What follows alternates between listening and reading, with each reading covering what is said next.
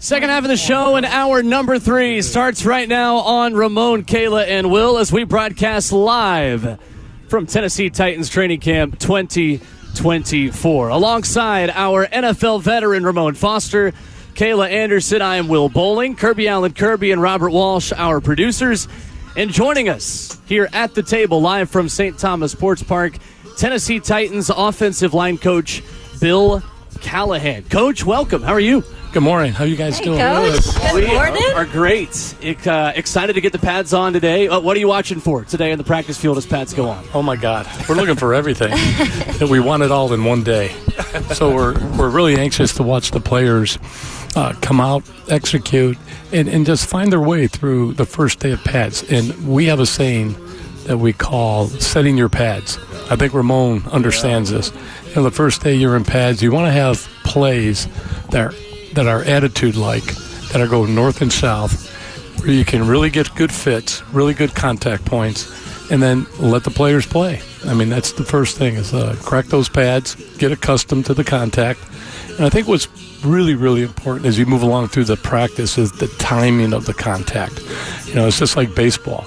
You know, pitcher and a batter, and the batter hasn't had many swings. And if you haven't been in that box swinging at the fastball, it's pretty tough. So there's going to be some fastballs today. Yeah, definitely. You speaking my language. I got a son that plays baseball, so I know exactly what you mean, Coach.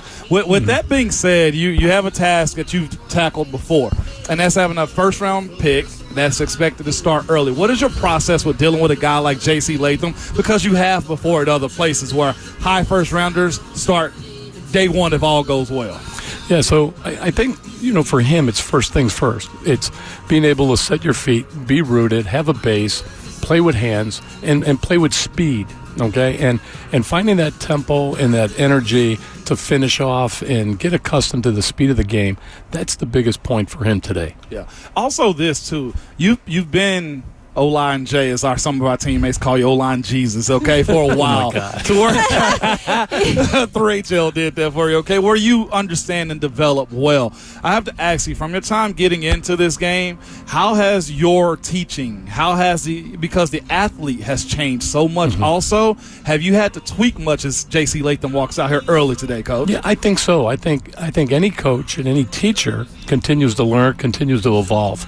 And with the times and with the changes of the CBA for the player's safety, it's a different dimension. It's not like the old days, Ramon, when you were playing and you had two-a-days and you were banging away and you were meeting till 10, 11 o'clock at night. I think the CBA, I think the Players Union has done a really good job, you know, bringing some safety into it, but also bringing some R&R, you know, where the players can recover, they can rest, you know, they can regroup and recalibrate for the next day. So that's been a real big positive, and it's keeping me going and coaching as well. Can I piggyback real quick off of that? Absolutely. And just some of the tools that you've maybe inserted along the way of layering your coaching process on the offensive line. Where did you start to kind of build that? And I like to call it your toolbox, because there's everything out there you can imagine. And these guys really, say how detailed that is. Right. We have a good playground out there. We have a lot of toys. I would have hated We do. it. I know. Well, it's got to keep them busy, right? Yeah. Right. We keep them active. But I think you build a toolbox for the players, and what you're trying to do is give them techniques and different cutting-edge strikes. And strikes in our vernacular is really how you use your hands, how you're positioning your hands, and where you're putting them. So very much like a martial artist. I was fortunate enough to be around an assistant coach that I had in Cleveland by the name of Scott Peters, who's now the offensive line coach with the New England Patriots. And he came from the BJJ world. He was a mixed martial artist. He owned a studio in Arizona, and I was fortunate enough to be able to hire him in Cleveland as an assistant. So I learned a lot of things from him and his experiences and how to bring the martial arts into offensive line play. Wow. And so it was really cool, and I learned a lot from him, and our players got better, and we really collaborated on a lot of things, and things that we did there we're now utilizing here. So we're trying to improve the players, but give them a different set of tools that are unique to the league, and probably I would say there's not very many teams that are using these types of things. So it's a real benefit for our guys here, as they get acclimated to it. Coach Bill Callahan with us this morning talking to your line. Coach, when it comes to opportunities, right, myself as an undrafted free agent, I love guys. I love watching guys take advantage of situations. One of those dudes seemed to be John Njoku, man. How is he in your first year and his second year as a pro impressed you at that position? And I see his movement. It looks concise. It looks as if he's not a young guy anymore. How have you evaluated him at that spot being undrafted? Yeah, I have a lot of respect for players that come from that world like you have. And boy, I'm inspired by what you did in Pittsburgh. We've watched you from afar for a long time, Ramon. And guys like John, very similar to a lot of guys that I've had, come in and, you give them the toolbox that we were talking about, and they just get better, and they take advantage of their opportunities. They study hard. He lives here in the off season in that facility. And so his dedication, his preparation, and then his focus and his habits, they all come to fruition on the field. And, there's that old saying, smart, tough, dependable. Well, he encapsulates all of that. So when you have people that have that type of makeup and that do have the physical skills, they just get better and better. They absorb everything you give them. They're just diehard. They want to be great. So, it's very similar to like a freshman in college, where when they come in, they're very raw. And then by the time they're a sophomore, junior, going into their senior year, they've changed. They've grown. They've gotten better. So he's in that phase right now where he's improving, and it's always great to see a young player like him or players that we've been around like yourself. I want to overtake this rule, but that's why I was also going to follow up, too, is I always have this conversation with fans and just talking football and no-line stuff, right? That first year you learn, that second year you grow, and by that third and fourth year is when you really become a pro. I made a rhyme there, okay?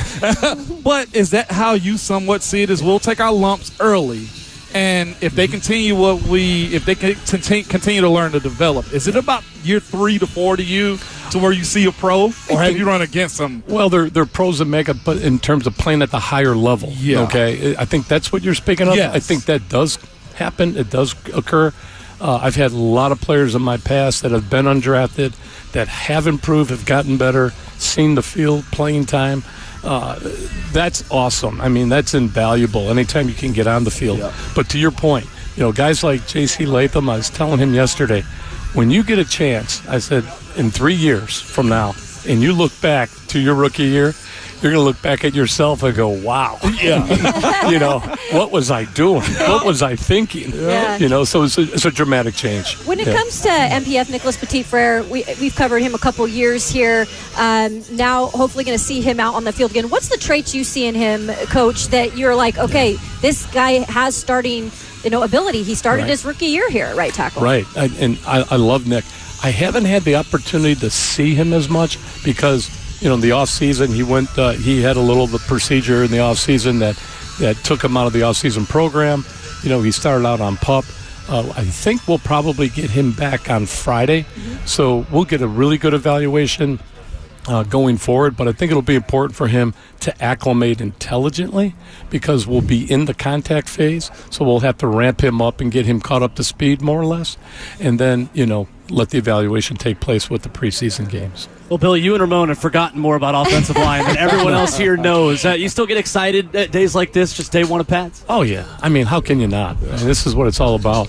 You get on the field and you watch these guys. They've done all this preparation, lifting.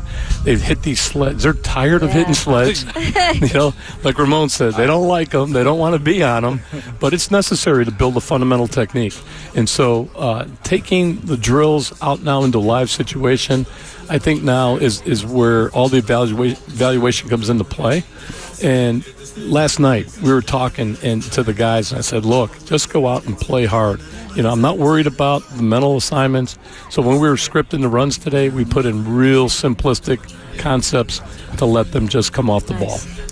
Bill Callahan has been all about pain today. Yeah. We'll let him go and get onto the practice Coach. field out. Bill, thank you so much. Thanks for having me. Appreciate Thank you. you very Thank much. you, Coach. Bill Callahan with us here this morning at the table as practice gets started here in just a few minutes from Tennessee Titans training camp. Appreciate him making some time on a busy morning.